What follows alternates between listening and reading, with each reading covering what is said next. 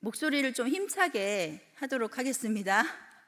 제 목소리가 조금 작아서 잘 이렇게 못 들으시는 분이 계시는 것 같습니다. 그래서 딴 날보다 좀 힘차게 하도록 하겠습니다. 오늘 이 저녁에도 하나님이 주신 놀라운 은혜가, 그 풍성한 사랑이 가득하시기를 예수님의 이름으로 축복합니다. 아멘. 요즘에 여러분 어떻게 지내고 계십니까? 평강 가운데 잘 지내고 계십니까?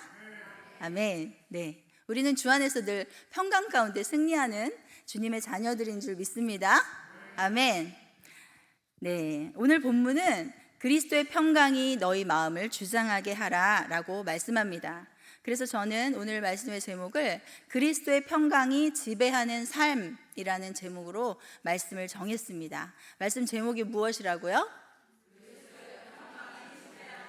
네, 잘하셨습니다. 사실 예수님이 내 마음에 들어오신 이후에 내 마음에는 참된 평강이 임하였습니다. 여러분도 그러한 경험을 하셨죠? 아멘? 네. 예수님을 알기 이전에는 사실 항상, 이전에도 제가 말씀드린 적이 있지만 항상 마음이 우울했습니다. 뭐가 그렇게 근심 걱정이 많았는지 내 마음 가운데에는 늘 먹구름이 끼어 있는 그러한 상황이었습니다. 아마 여러분들도 그것을 똑같이 경험하지 않으셨을까 생각이 됩니다. 왜냐하면 우리의 인생은 예수님을 알기 이전에는 답이 없기 때문이죠. 방황할 수밖에 없는 그러한 인생이기 때문인 것이죠. 그리고 예수님을 만난 이후에 우리가 참된 평강을 얻게 된 것은 예수님으로 말미암아서 죄로부터 자유함을 얻었기 때문인 것입니다. 그리고 인생의 어떤 우리가 살아가는 이유와 인생의 목적을 이제는 깨달았기 때문인 것입니다. 요한복음 14장 27절 말씀을 우리 함께 읽어보시겠습니다. 요한복음 14장 27절 말씀입니다. 함께 시작. 평안을 너희에게 끼치노니 곧 나의 평안을 너희에게 주노라. 내가 너희에게 주는 것은 세상이 주는 것과 같지 아니하니라.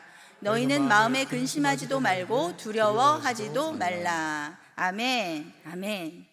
사랑하는 여러분, 예수님께서 마음에 근심하지도 말고 두려워하지도 말라라고 말씀하십니다. 여러분 어떻게 그러한 삶을 살고 계십니까? 사랑하는 여러분, 두려워하지 마십시오. 이제 예수 믿는 우리에게는 두려워할 것이 없는 줄 믿습니다. 그러나 어떻습니까? 그러나 때로는 염려와 걱정이 우리의 인생 가운데 들어오는 것을 봅니다. 지금 어떠한 두려움과 어떠한 어려움을 가지고 계십니까? 육신의 질병과 재정의 어려움, 또 자녀들로 인한 근심 걱정이 있으십니까? 인간 관계에서의 어려움과 직장 생활에서의 어려움이 있을 수 있습니다. 이처럼 언제나 항상 늘 우리에게는 두려움이 자리 잡고 있습니다. 내일 일을 염려하며 살아가고 있습니다. 사실은 저도 사역을 하면서 늘 100% 항상 평강함만을 누리고 있지는 않은 것 같습니다. 염려라고 하면 염려인 것들이 저에게도 있습니다. 블레싱 데이를 위해서 기도하면서 새 가족이 아무도 오지 않으면 어떡할까라는 그런 마음의 부담과 염려가 사실 있었습니다.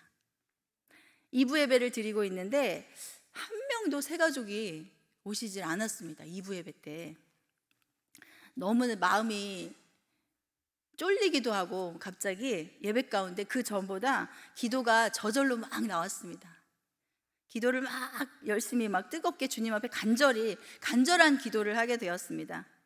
평소에 그런데 왜 그렇게 그 시간처럼 간절하게 기도하지 못했을까? 라면서 나를 뉘우쳤습니다.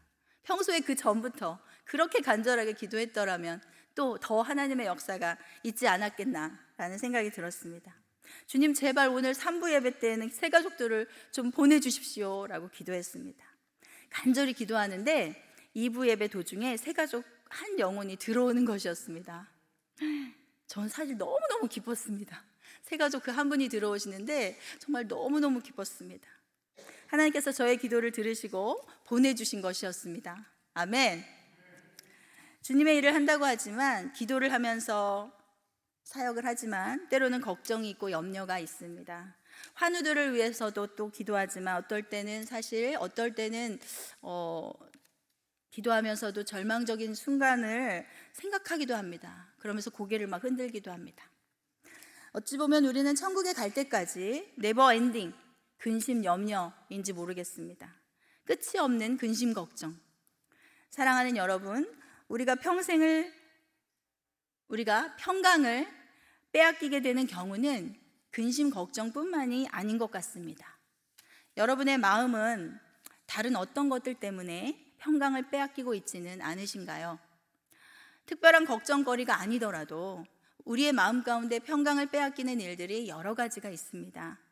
누군가 내 마음에서 불편한 생각이 들거나 어떤 말이나 행동 때문에 거슬리는 일이 있거나 할 때도 마음의 평강을 빼앗기게 됩니다. 그러나 예수님께서 우리에게 평안을 끼치십니다. 예수님의 평안을 우리에게 주셨습니다. 그것은 세상이 주는 거짓 평안과는 완전히 다른 평강이 우리에게 임하였습니다. 그래서 우리는 예수님의 말씀대로 근심하지도 말고 두려워하지도 말아야 합니다. 이것은 예수님이 제자들에게 주신 최고의 선물인 것입니다. 주님은 제자들에게 세상의 명예와 재물을 주지 않으셨습니다. 자신이 가지고 계시는 하늘의 평화를 주신 것입니다. 그러나 이것은 당시 그때의 그곳에 있었던 제자들에게만 주신 것이 아닙니다. 그 평강은 그를 믿는 모든 성도들에게와 오늘날 우리에게 주신 선물인 것입니다. 그래서 죄인이 그리스도인이 될 때에 하나님과 화목하게 되고 영적인 평강이 우리의 마음속에 자리 잡게 되는 것입니다. 이러한 영적인 평강을 소유한 자는 마치 폭풍이 몰아치는 그 바다 위에서 예수님께서 평안히 주무셨던 그것과 같은 그런 평안을 소유하게 됩니다. 그래서 구원받은 자녀는 그의 인생에 모진 비바람과 파도가 몰아친다 할지라도 늘 평안할 수가 있는 것입니다. 그래서 바울은 오늘 골로새에 있는 성도들에게 이러한 그리스도의 평강이 마음을 주장하게 하라라고 축복하고 있는 것입니다.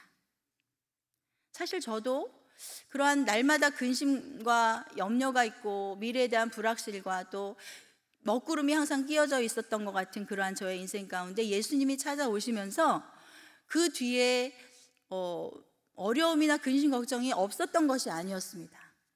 엄청난 어려움이 너무나 많이 있었습니다. 세상의 온갖 어려움은 제가 다 경험한 것 같습니다. 그런데 그 와중에서도 너무나 신기하게도 하나님은요, 저에게 놀라운 평강을 허락해 주셨습니다. 그래서 이 말씀이 정말 가능한 것이구나. 내가 그러한 폭풍우 속을 지나가는 것 같은, 폭풍우 속에 있는 것 같은 그러한 어려움 속에서도 주님이 주시는 평강이 내 안에 있구나라는 것을 경험하게 되었습니다. 오늘 하나님 우리에게 그래서 말씀하십니다. 그리스도의 평강이 너희 마음을 주장하게 하라. 너희는 평강을 위하여 한 몸으로 부르심을 받았나니 너희는 또한 감사하는 자가 되라. 아멘. 그런 평강은 어디서 오는 것입니까? 우리의 능력으로부터 나오는 평강이 아니라는 것입니다. 우리의 돈으로부터 나오는 평강이 아니라는 것입니다. 모든 일이 잘 되고 형통해서 오는 평강이 아니라는 것입니다. 육신이 건강해서 오는 평강이 아니다라는 것입니다. 그리스도께서 주시는 평강입니다. 무엇이냐면 죄로부터 해방된 평강인 것입니다. 죄로부터의 자유를 얻은 평강인 것입니다. 예수님의 평강입니다. 천국을 소유한 자의 평강입니다. 이전에 우리 영혼에 사단의 생각과 죄의 생각, 나의 생각들로 가득 채워져 있었습니다. 하나님이 부재하는 공간, 하나님이 없는 그 공간이 우리에게 있었습니다. 그것으로 말미암는 공허함과 두려움이 우리 가운데 있었던 것입니다. 그러나 이제 우리의 삶에 예수 그리스도의 십자가로 말미암아 사단의 역사와 죄의 역사는 사라졌습니다. 영혼에 뚫려 있었던 그 공허했던 빈 공간, 그 공간이 하나님 때문에 채워져 있습니다. 아멘. 나의 비어 있었던 그 공간이 하나님으로 채워진 것입니다. 그리스도의 십자가의 부활로 말미암는 하늘의 평강이 임하게 된 것입니다. 그 그리스도의 평강이 여러분에게도 임하신 줄 믿습니다. 오늘 이 말씀에서는 평강이라는 단어도 매우 중요하지만 저는 주장하다라는 단어를 더 연구하게 되었습니다.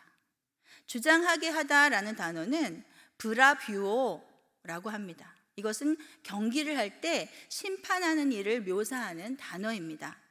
심판자로 행동하다, 명령하다, 지배하다라는 뜻을 가지고 있습니다. 이 단어는 마치 심판관이 정확한 룰에 따라서 모든 경기의 결정적인 순간에 정확한 판단을 내린다는 의미가 있습니다. 그러므로 그리스도의 평강이 주장하게 하라라는 말씀은 우리의 매 결정의 순간에 그리스도의 평강을 쫓아 판단을 내려야 한다는 것을 뜻합니다. 그러므로 그리스도의 평강이 마음을 주장하게 한다라는 것은 무엇일까요? 첫 번째로는 성령이 주시는 평강의 일을 선택해야 한다라는 것입니다. 아멘. 무슨 말씀인지 아시겠습니까? 갈등의 순간에, 어떠한 어려운 때라든지 근심의 순간에 성령이 주시는 평강의 일을 선택하라라는 것입니다. 모든 일에 있어서 선택의 순간에 성령님께 묻고 평강을 주시는 것으로 선택해야 한다라는 것입니다. 인생은 어떤 운동 경기나 전쟁과도 같이 끊임없이 우리에게 결단하고 선택해야 하는 문제들의 연속입니다. 그래서 오늘의 본문은 그 선택의 순간에 인간의 눈에 보이는 대로 결정하지 말고 성령님께서 평안한 마음을 주시는 대로 결정을 해야 한다라는 사실을 말씀합니다. 아주 간단한 예를 들어보겠습니다. 오늘 여러분께서 우리 예배 자리에 나오셨습니다. 기도의 자리에 나오셨습니다. 나오기 전에 여러분의 마음 가운데 어떠한 갈등과 선택의 그 순간이 있지 않으셨습니까? 오늘 비도 좀 오고 날씨도 흐리고 그런데 교회 가지 말고 집에서 그냥 자기 전에 그냥 기도하지 뭐 라는 생각 혹시 하지 않으셨습니까?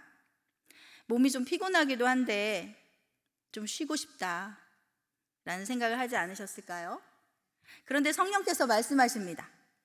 네가 집에 있으면 어떻게 시간을 보내겠니?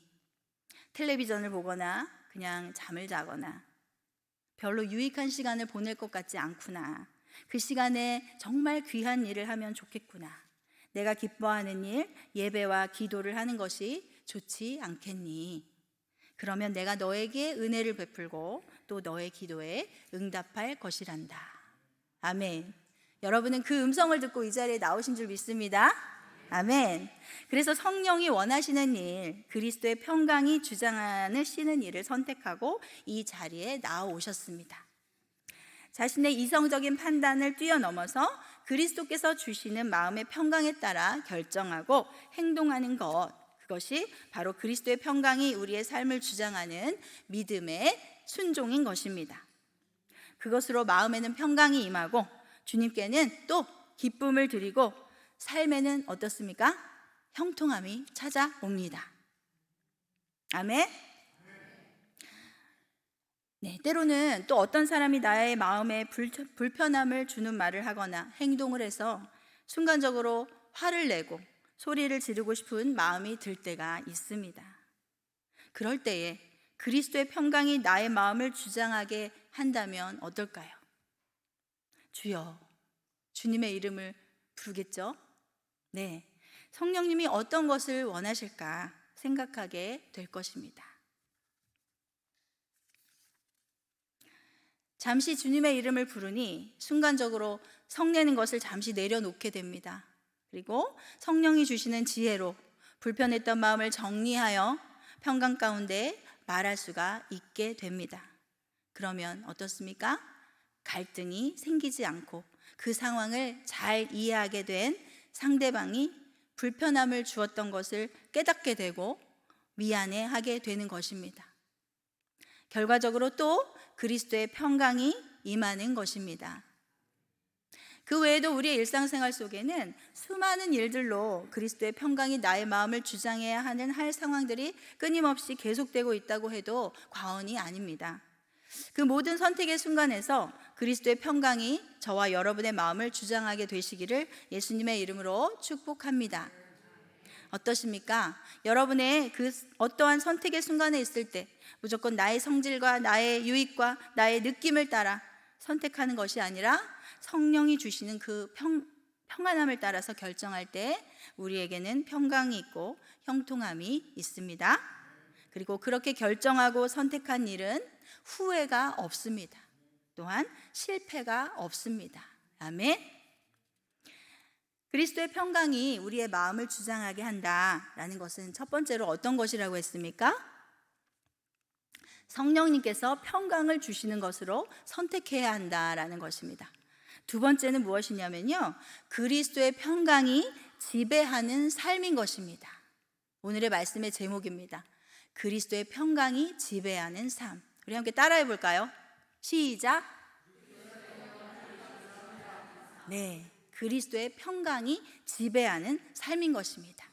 오늘 말씀의 원문에서 헬라어로 주장하다라는 뜻이 지배하다라는 의미를 가지고 있다고 말씀드렸습니다. 여러분의 삶은 무엇이 지배하고 있습니까? 무엇에 지배를 당하고 계십니까? 나의 생각에 지배를 당할 때도 있고, 또 나의 육체의 지배를 당할 때도 있고, 어떤 권위자의 지배를 당할 때도 있을 것입니다.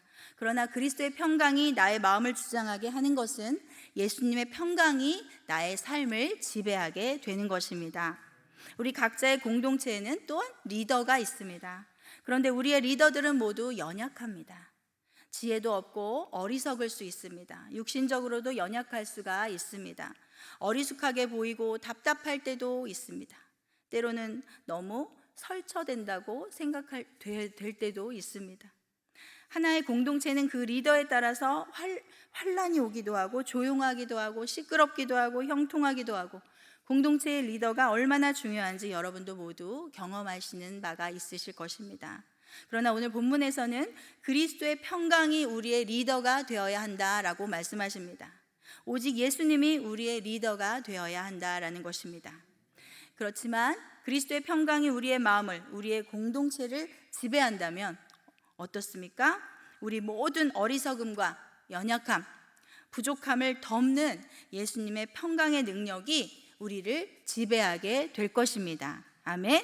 그리스도의 평강이 지배하는 여러분을 통해서 아름다운 성업들이 이루어지게 될 것을 믿습니다. 아멘.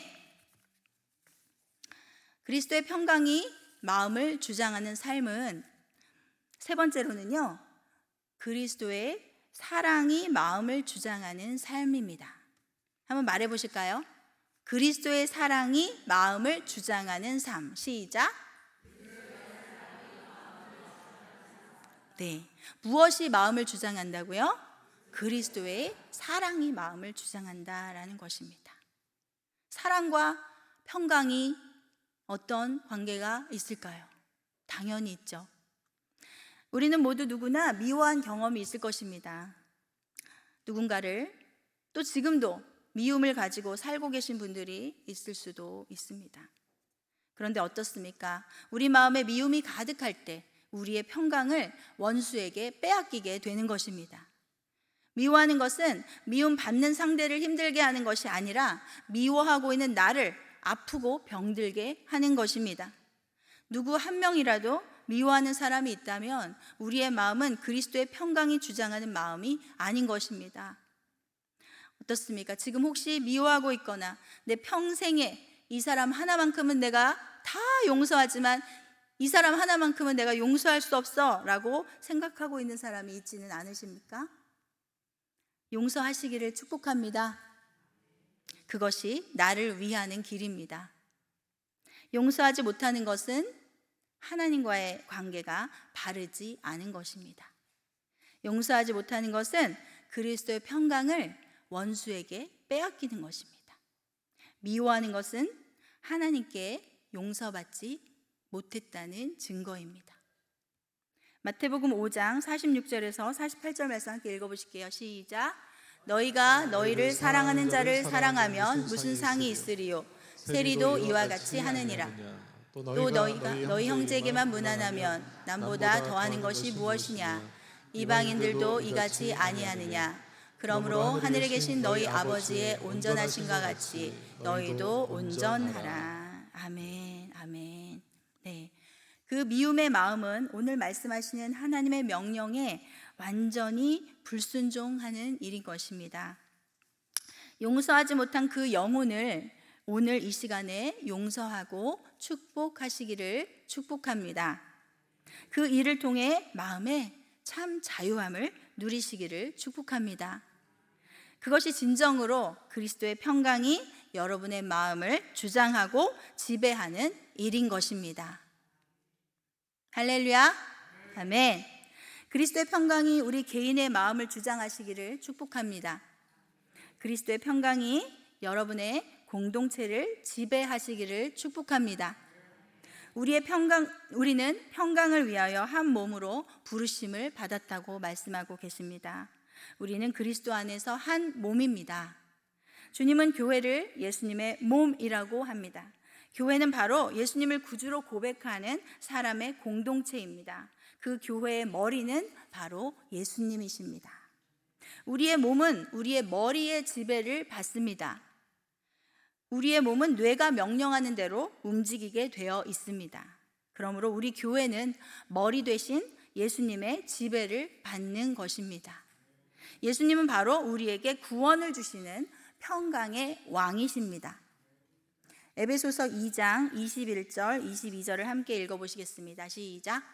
그의 안에서 건물마다 서로 연결하여 주 안에서 성전이 되어가고 너희도 성령 안에서 하나님이 거하실 처소가 되기 위하여 그리스도 예수 안에서 함께 지어져 가느니라. 아멘, 아멘. 우리는 그렇게 우리에게 구원을 주신 주님이 거하시는 성전입니다. 우리 각자의 성전은 그렇게 하나님이 거하시는 아름다운 성전으로 지어져 가고 있는 것입니다. 그런데 그 성전은 그리스도의 평강이 주장하고 지배하는 성전인 것입니다.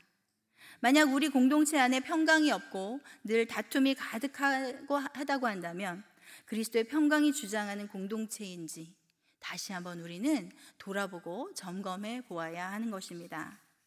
만일 우리 교회가 평강으로 연합되지 못했다면 교회를 통한 하나님의 그 임재하심과 하나님의 능력과 하나님의 목적을 이루지 못하게 되는 것입니다. 안타깝게도 교회는 하나님께 영광을 돌리는 공동체가 되지 못하는 것입니다. 그러므로 우리는 그리스도의 몸의 지체로서 우리의 마음은 물론 우리의 교회 전체를 그리스도의 평강이 지배하도록 해야 합니다. 어떻습니까? 우리는 오늘 주님의 명령을 받았습니다. 무슨 명령입니까? 무슨 명령입니까? 그리스도의 평강이 너희 마음을 주장하게 하라. 사랑하는 여러분, 여러분의 삶 속에는 얼마나 그리스도의 평강의 지배를 받으며 살고 계십니까?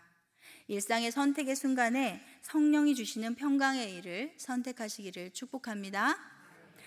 그리스도의 평강이 여러분의 생각과 삶을 지배하시기를 축복합니다. 미움이 일어나고 도저히 사랑할 수 없는 인물이 나타나더라도 그리스도의 사랑이 우리의 마음을 주장하여 평강을 빼앗기지 않는 저와 여러분이 되시기를 축복합니다. 아멘.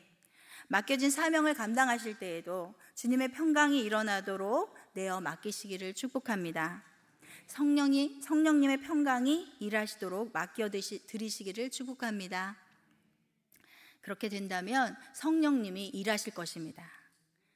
저도 때로는 염려와 불편함과 미움으로 평강이 그리스도의 평강이 주장하지 못할 때가 간혹 있습니다. 그때 저는 기도합니다. 주님, 그리스도의 평강이 나의 마음을 주장하여 주시옵소서. 항상 저의 기도 제목입니다. 사실은 그리스도의 평강이 나의 마음을 주장하여 주시옵소서. 주님이 주시는 평강을 빼앗기지 않게 하여 주시옵소서. 빼앗긴다는 것은 왜 빼앗긴다는 표현을 씁니까? 그리스도의 평강은 내 것이기 때문입니다. 내 것인데 원수가 빼앗아 가는 것입니다. 내 것을 빼앗기는 것은 너무나 억울한 일입니다.